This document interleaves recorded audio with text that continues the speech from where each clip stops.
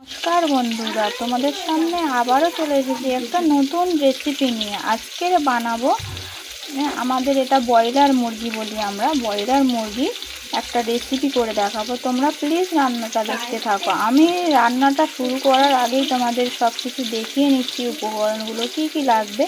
এখানে আমাদের মাংসগুলো আছে, তোমরা দেখতেই পাচ্ছ, ভালো করে ধুয়ে নিয়েছি। এখানে আছে টমেটো কুচি, পেঁয়াজ কুচি, আদা রসুন বাটা, আর এখানে আমি আলুটা ভাজতে বসিয়ে দিয়েছি। লাল লাল করে আলুটাকে ভালো করে আগে ভেজে নেব। তোমরা বন্ধুরা রান্নাটা কিন্তু দেখতে থাকো আমার সঙ্গে পুরো।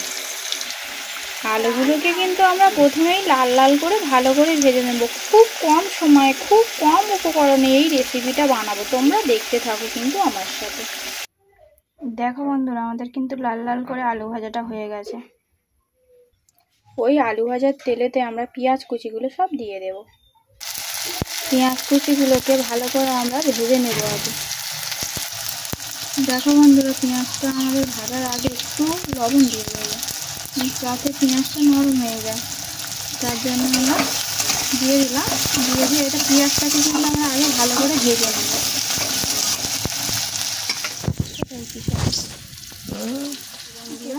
এখন বন্ধুরা আমাদের পেঁয়াজটা ভাজা ভাজা হয়ে গেছে। এবার আমরা রসুন, আদা রসুন বেটে রেখেছিলাম সেটাকে আমরা দিয়ে দেবো। টমেটো কুচিগুলো দিয়ে দেবো, দিয়ে এটাকে ভালো করে কষিয়ে নেব। মশলাটাকে আমরা ভালো করে আগে কষিয়ে নেব, যাতে না রসুনের কোনো গন্ধ থাকে, কাঁচা গন্ধ। তার জন্য আমরা ভালো করে আগে কষিয়ে নেব। আমাদের মশলাটা কিন্তু কষানো হয়ে গেছে। এবার আমরা হলুদ গুঁড়ো দিয়ে দেবো পরিমাণ মতো। যে যেমন ঝাল খেতে চাও ঝালের দিয়ে দেবে। স্বাদ মতন লবণ দিয়ে দেবে।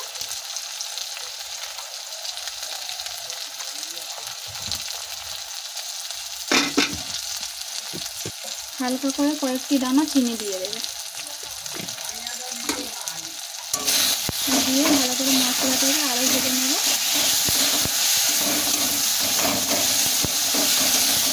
দেখো বন্ধুরা, আমাদের কিন্তু মশলা থেকে তেলটা ছেড়ে দিয়েছে, মানে মশলাটা খুব সুন্দর করে কষানো হয়ে গেছে। এবার আমরা মাংসগুলোকে দিয়ে দেব।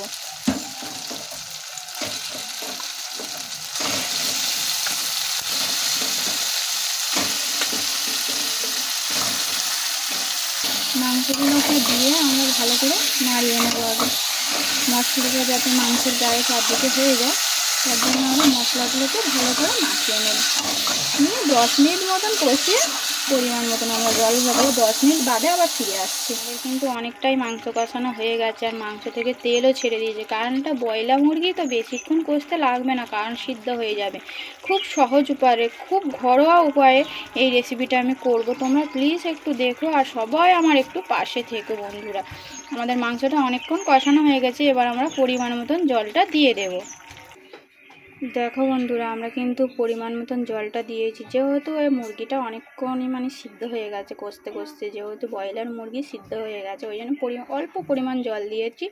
আর ভেজে রাখা টুকরো করে আলুটা কেটে ওর ওপর দিয়ে দিয়েছি, দেখতে পাচ্ছ বন্ধুরা। এবার আমরা একটা ঢাকা দিয়ে 10 মিনিট বাদে আবারও লাভিয়ে নেবো। তাহলে আমাদের ব্রয়লার মুরগির রেসিপিটা হয়ে যাবে। তোমরা দেখো বন্ধুরা, আমাদের কিন্তু রেসিপিটা রেডি হয়ে গেছে। এবার ওপর থেকে ধনেপাতা কুচিটা দিয়েই লাভিয়ে নিলে হয়ে যাবে ব্রয়লার মুরগির রেসিপিটা।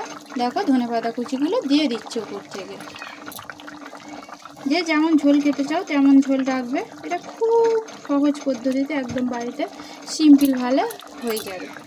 দেখো বন্ধুরা, ধনেপাতাগুলো কুচিয়েগুলো দিয়ে দিয়েছি। এবার একটু নাড়িয়ে নেব। নাড়িয়ে নিয়ে ওপর থেকে হালকা করে গরম মশলা দিলেই তাহলে আমাদের রেসিপিটা রেডি হয়ে যাবে।